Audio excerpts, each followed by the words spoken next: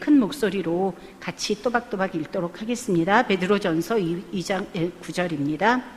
그러나 너희는 택하신 족속이요 왕같은 제사장들이요 거룩한 나라요 그의 소유가 된 백성이니 이는 너희를 어두운 데서 불러내어 그의 기이한 빛에 들어가게 하신 이의 아름다운 덕을 선포하게 하려 하심이라. 아멘.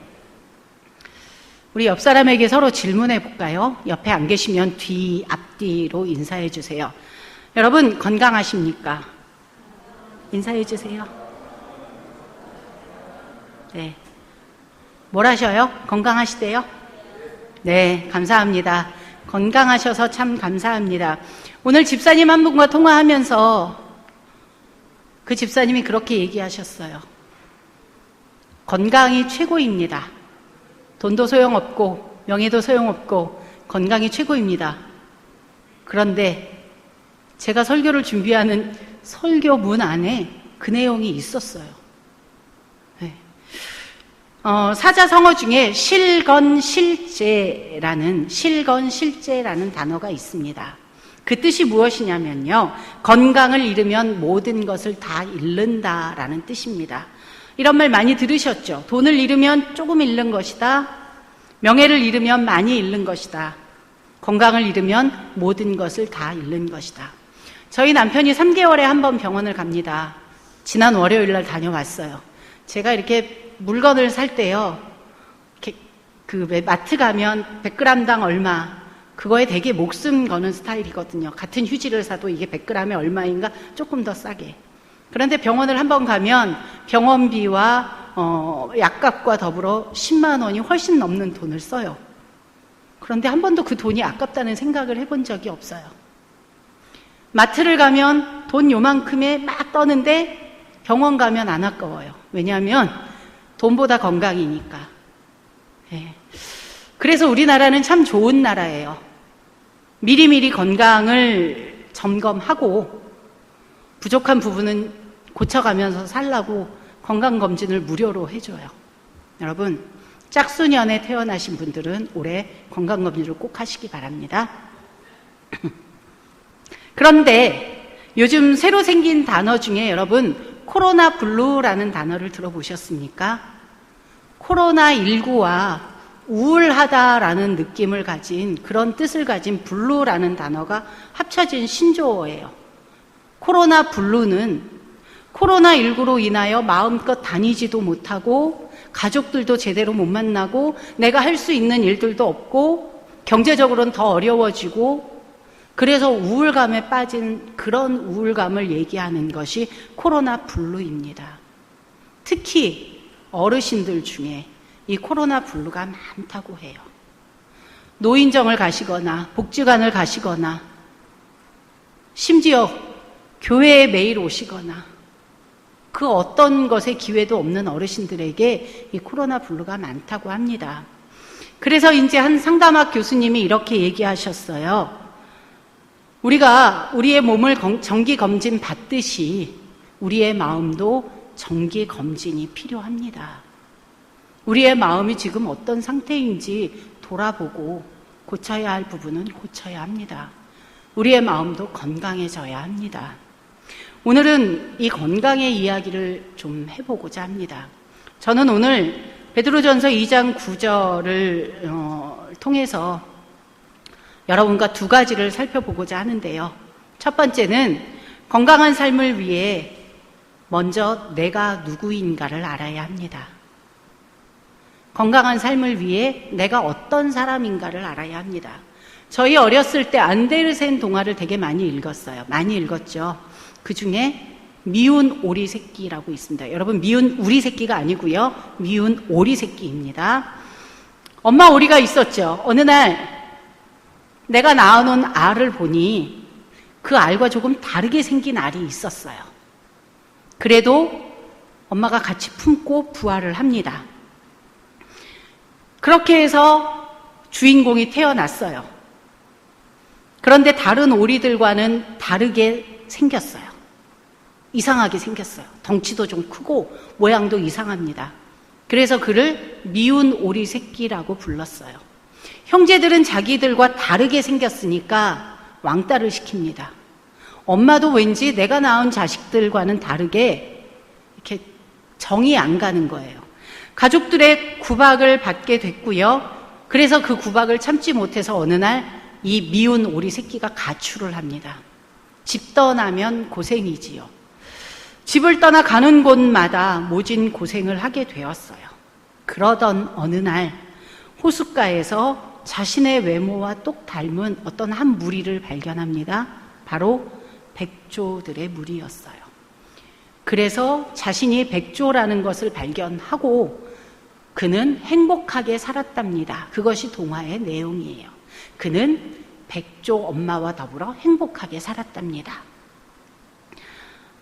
똑같은 몸집에 똑같은 모양의 그 백조는 자신이 백조인지 몰랐을 때 미운 오리 새끼로 살았습니다. 그래서 안 행복했어요. 그런데 자신이 백조라는 자신의 정체성을 발견하고 나니 이제는 행복해졌습니다. 날개가 났고요. 그리고 그 날개를 펴서 날 수도 있었습니다. 내가 누구인지를 아는 것, 오늘 설교 제목처럼 곧 자기 발견이 이렇게 중요합니다. 남들이 이야기하는 나 말고 내가 나를 어떤 존재라고 생각하는가, 내가 나를 어떻게 평가하는가, 이러한 것을 자존감이라고 이야기를 해요. 여러분, 자존감이라는 단어 많이 들으셨죠? 자존감이 높아야 된다라고. 많이 상처를 받는 것은 자존감이 낮은 거라고. 예를 들어 누가 저에게 오늘 옷이 왜 그래? 라고 이야기하면 자존감이 높다면 나는 예쁘다고 입었는데 남들이 보기에는 안 이쁠 수도 있구나. 그럴 수도 있지. 라고 반응하는 사람은 자존감이 높은 사람이에요. 그런데 내 옷이 이상한가? 어디가 뭐가 이상하지? 내가 이상한가? 저 사람은 나를 안 좋아하나? 까지 생각이 간다면 자존감이 낮은 사람이에요. 그래서 힘들어요. 저 사람은 날 왜 자꾸 쳐다보지? 내 옷이 이상한가? 내가 어디 잘못됐나? 똑같은 외부에서 오는 자극이라 할지라도 자존감이 높은가 낮은가, 내가 나를 어떻게 보고 있는가에 따라서 내가 살아가는 삶은 평안할 수도 있고 늘 노심초사일 수도 있어요. 건강해지려면 나를 높게 평가해야 합니다.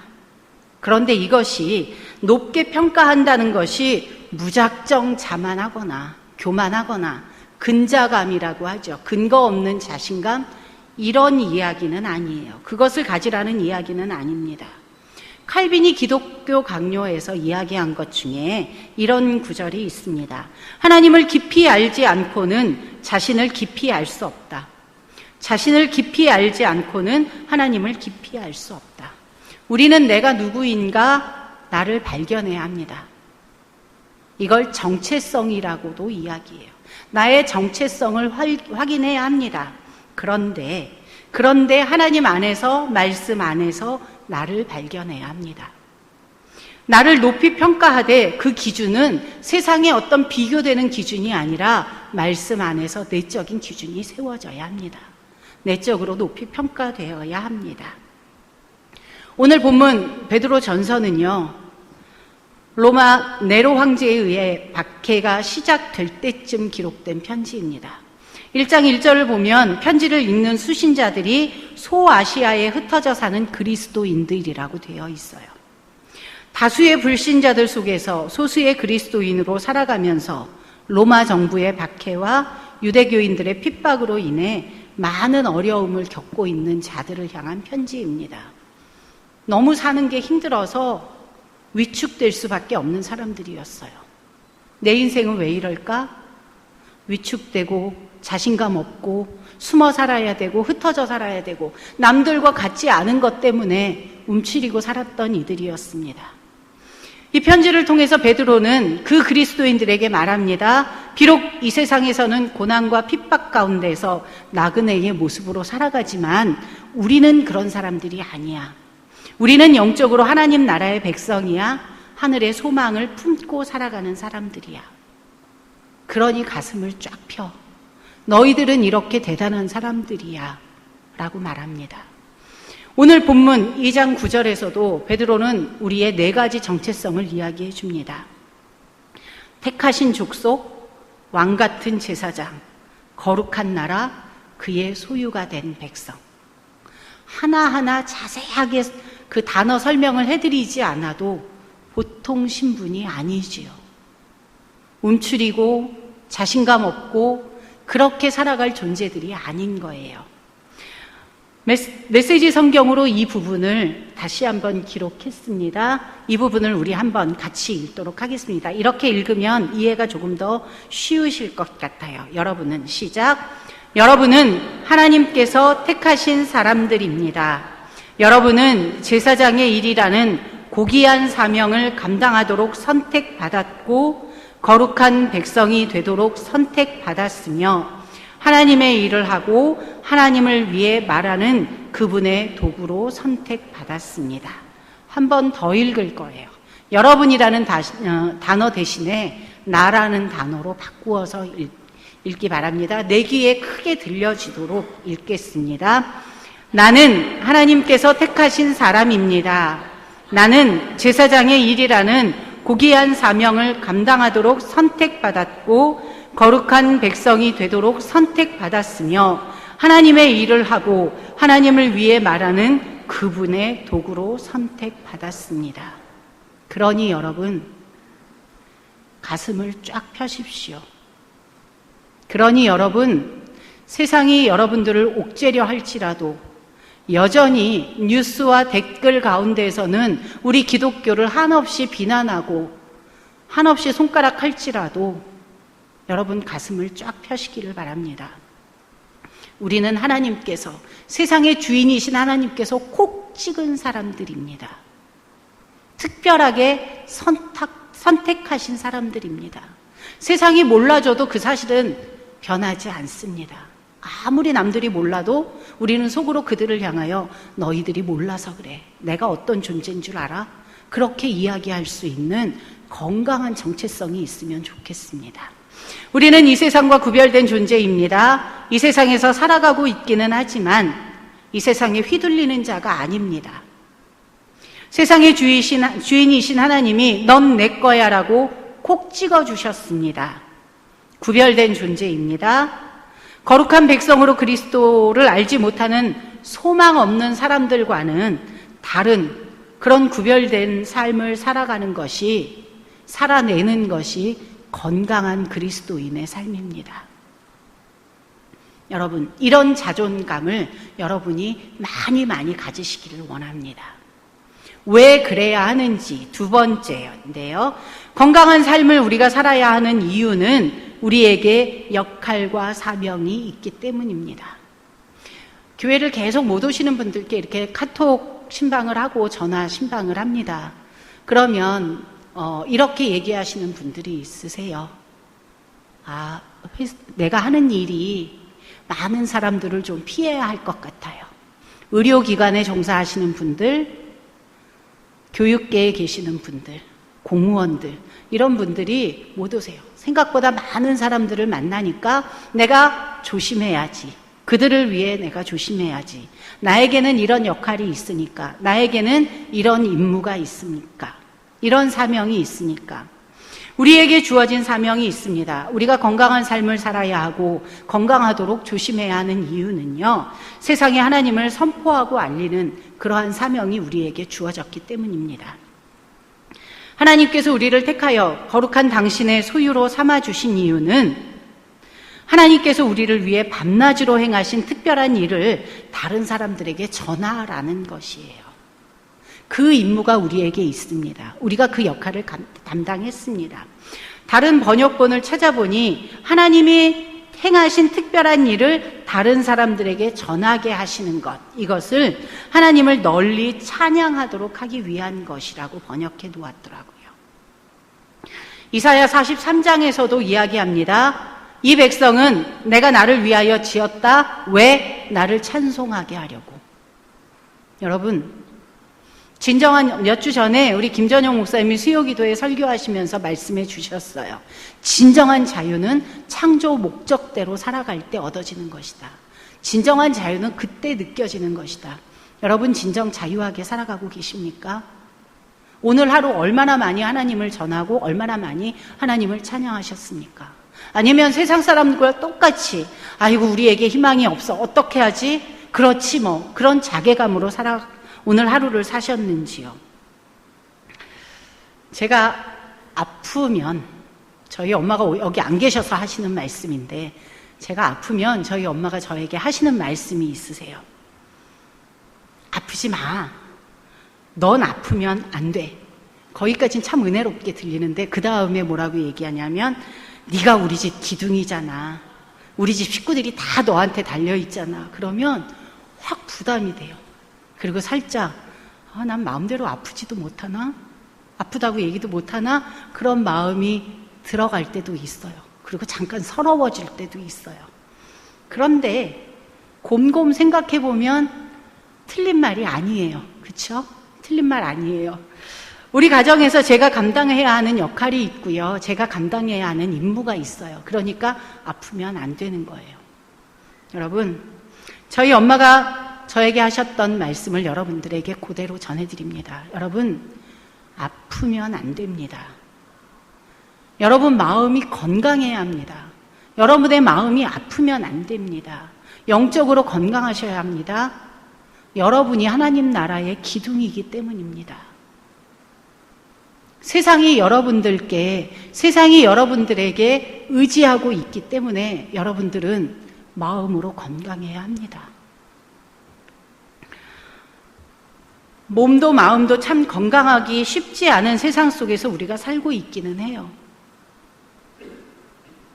몸을 건강검진하듯이 마음도 하나님 말씀을 통해 검진해 보시고요. 부족한 부분들을 기도와 말씀으로 채워가며 서로의 교제로 채워가며 건강해져야 합니다. 그래서 오늘도 살아계신 하나님을 찬양하고 세상의 주인이 하나님이시라고 열심히 전해야 합니다. 그런 임무가 저와 여러분에게 있습니다. 며칠 전에 정은경 질병관리본부장이 브리핑을 하면서 이렇게 한마디를 했어요. 국민이 백신입니다. 이길 수 있습니다. 지금 상황이 좋지는 않습니다. 그러나 국민 여러분이 백신입니다. 우리는 이길 수 있습니다. 저와 여러분이 지금 이 시대의 백신입니다. 여러분, 세상이 우리에게 의지하고 있습니다. 건강합시다. 하나님, 내 마음을, 하나님, 내 감정을 건강하게 해주시라고 기도합시다.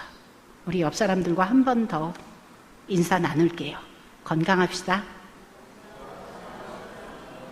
건강하셔야 합니다. 네. 우리 인사한 그 옆에 분들에게 우리 축복송을 한번 축복하며 찬양하고 기도 제목을 나누도록 하겠습니다. 여러분들은 물된 동산입니다. 마르지 않는 샘입니다.